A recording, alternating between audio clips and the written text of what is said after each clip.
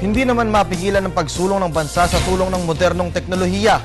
Ito ang tinalakay sa roundtable discussion ng Science and Technology at ng mga alagad ng agham at teknolohiya.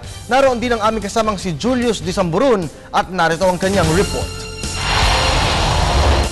Kasabay ng patuloy na pag-usad ng panahon ay ang patuloy ding pag-unlad ng ating bansa.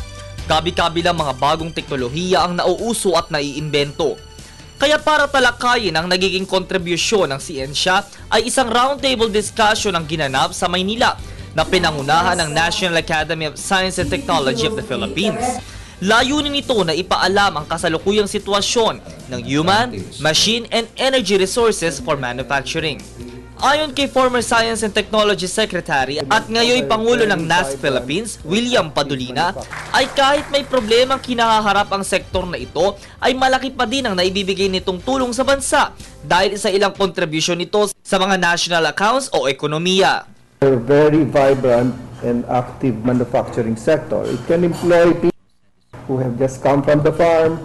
You train them for a while. They can, use machinery or do very routine jobs. Dagdag pa ni Padolina na kailangan nating isaisip ang tulong di lang ng natural resources kundi pati ang human resources.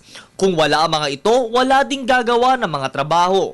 Are very important in innovation because they provide the creative power, the brain power. You cannot just work with machines.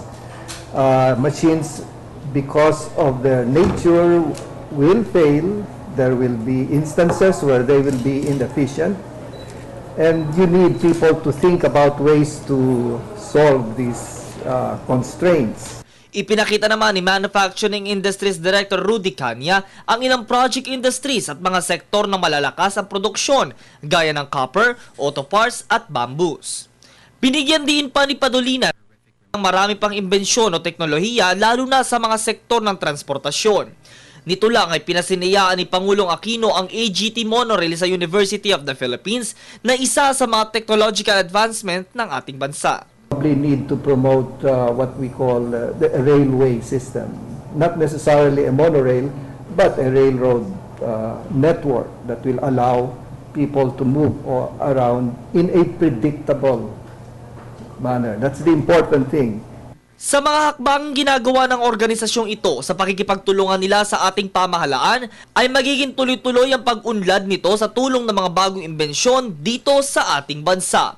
Para sa Telebisyon ng Bayan, Julius Disamburun.